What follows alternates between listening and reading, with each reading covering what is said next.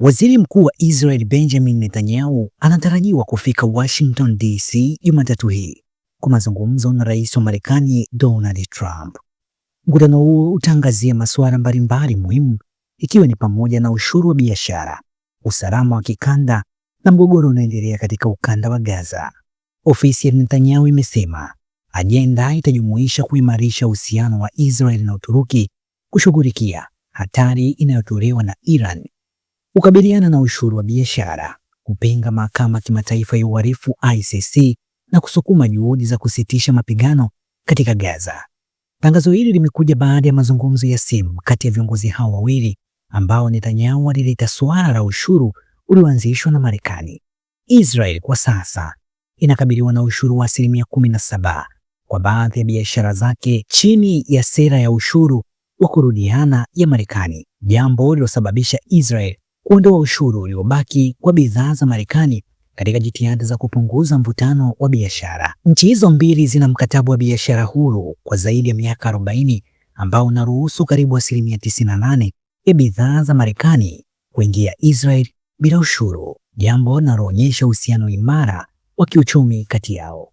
Ziara ya Netanyahu inafanyika wakati anasafiri Ulaya ambapo alitembelea Hungary. Serikali ya Hungary hivi karibuni ilitangaza kujiondoa kwenye ICC, hatua ambayo imeonekana kama kuunga mkono Netanyahu.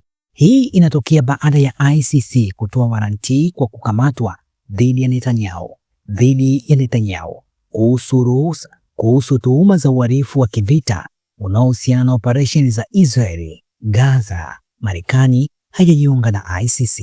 Mojawapo ya mada kuu zitakazojadiliwa ni hali tete katika Gaza, ambapo Israeli ilirudia mashambulizi mwezi uliopita, ikivunja mkataba mfupi wa kusitisha mapigano na kundi la Wapalestina la Hamas.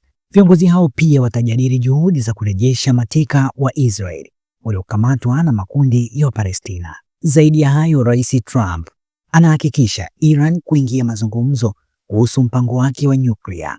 Iran imeonyesha nia ya kushiriki katika mazungumzo ya njia mbadala. Kwa miongo mingi, mataifa ya Magharibi yanayoongozwa na Marekani yamemkashifu Iran kwa kujaribu kutengeneza silaha za nyuklia, tuhuma ambazo Iran inakanusha kwa kudai kuwa shughuli zake za nyuklia ni kwa matumizi ya amani tu.